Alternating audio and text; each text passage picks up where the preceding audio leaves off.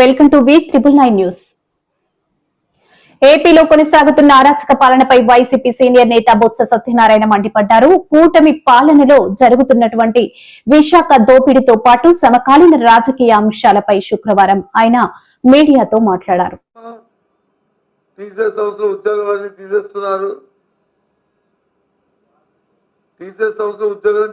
ఈ మధ్య చూసాం కదా మనం.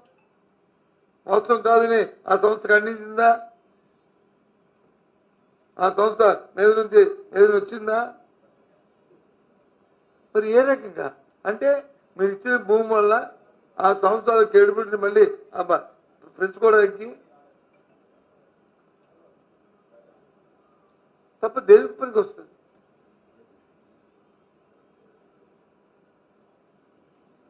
ఏం మాట్లాడుతున్నారు? మీకే తెలివితేటలు ఉన్నాయి, మీకే ఆ జ్ఞానం ఉంది, మరి ఎవరికి లేదు, ఎవరికి ఆలోచన లేదు అనుకుంటే ఎలా?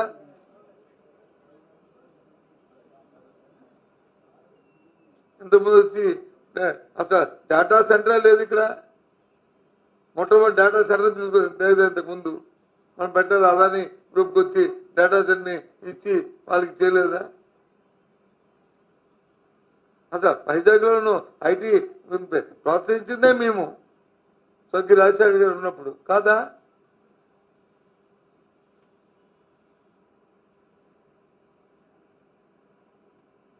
ఏం మాట్లాడతారు? ఏదో అంతా ఇది తీసుకొచ్చి అది ఇంతకుముందు ప్రభుత్వాలు ఏమి చేయనట్టు, ఇంతకుముందు ఏమీ మొట్టమొదటి చేయనట్టు, వీళ్ళేదో చేస్తున్నట్లు. సంవత్సర కాలం అయింది.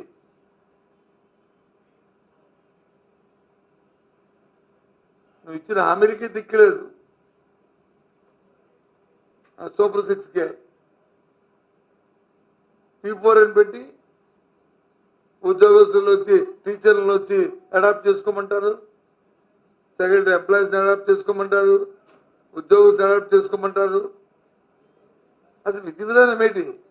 ఒక కుటుంబాన్ని బంగారు కుటుంబంగా తయారు చేద్దామనే ఒక కాన్సెప్ట్ ఇచ్చినప్పుడు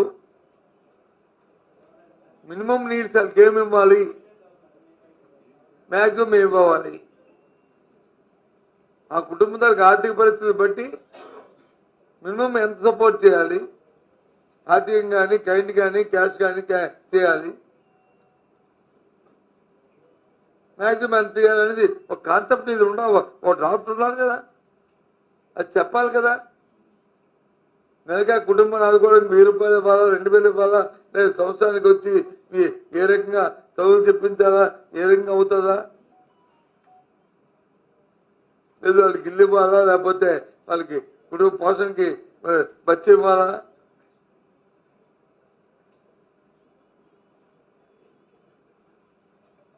కాన్సెప్టే లేదు. ఎవరికే సులభ గంటకో మాట చెప్పు, కబుర్లు చెప్పేసి, ఒక తమ్ముడు ఉపన్యాసాలు చెప్పేసి దాని నుంచి వచ్చి అంటే ఏంటిది?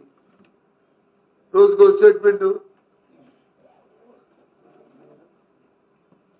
సరే, నీ ప్రభుత్వం దౌర్భాగ్యానికి మంచికో చెడుకో నీ ప్రభుత్వం ఎన్నుకున్నారు. ప్రభుత్వ ప్రజాస్వామ్యంలో 5 సంవత్సరాలు మీకు అధికారం వచ్చారు. సరే, మాట్లాడిన వద్దన్న మేము. కానీ ఈ రకమైన మొప్పు పెట్టి మీరు చేతకాంతరానికి వచ్చి ఆ బురద తీసుకొచ్చి మరి ప్రతిపక్షాల మీద మరి మా మీద గంటకి తల్లి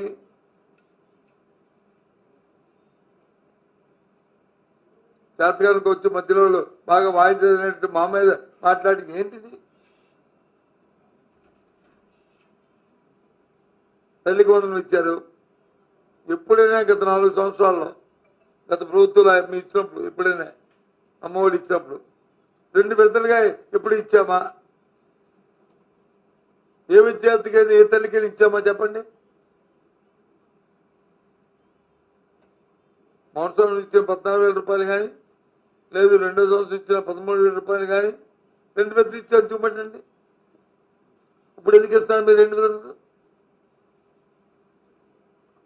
8,000, 7,000, 9,000 ఇచ్చి మిగతా వచ్చి కేంద్రం ఇచ్చిన తర్వాత మేము ఇస్తాము అని చెప్పి ఎందుకు మెసేజ్ ఇస్తున్నారు? ఎందుకు పంపిస్తున్నారు? ఏంటి అసలు మీకు ఒక ఆలోచన ఉందా? ఒక విధానం ఉందా? కార్యక్రమం ఉందా ఏమనంటే మేము చెప్తున్నాం, మీరు వినవలసిందే. వినకపోతే మీ నాలుగు మందాలు, ఈ మాటలు. అందుకే మేము ఒక కార్యక్రమం తీసుకుని చెప్పాం. ఎవరు నాలుగు మందమో ఎవరి మేడలో వచ్చో చేయిస్తాం కానీ అది చేపట్టే ఇవాళ ఈ కార్యక్రమం వస్తాయి. రేపు ఇంకా ఆగస్టు 15 నుంచి బస్సు ఏదో వస్తుంది. మా మంత్రి గారు శాసనమండలిలోనే చెప్పారు, మేము వచ్చి చెప్పలేదే, మేము మా జిల్లాని పరిమితం అన్నాం కానీ తప్ప దేశమంతా అన్నారు. తర్వాత మొన్న ఇప్పుడు చూసాం, కాదు ఎర్రస్వేల్ జిల్లా అన్నారు. మళ్ళీ ఇంకో స్టేట్మెంట్ చూస్తాం, కాదు రాష్ట్రం అంతా అన్నారు. రాష్ట్రం అంత ఇస్తారు, జిల్లా అంత ఇస్తారు, ఉదయం తిరుగుతుంది. ఇది కూడా మా ఒత్తిడి మీదే. ప్రతిపక్షంగా మేము బాధ్యతంగా ప్రజల గొంతుకే మేము మాట్లాడబట్టే ఈ మాత్రమే.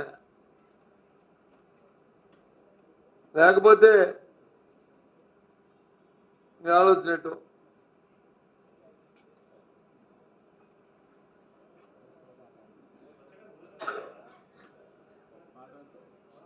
₹1,50,000 కోట్ల అప్పు చేశారు. 1,50,000 కోట్లు అంటే మాటలా ఒక సంవత్సర కాలంలో.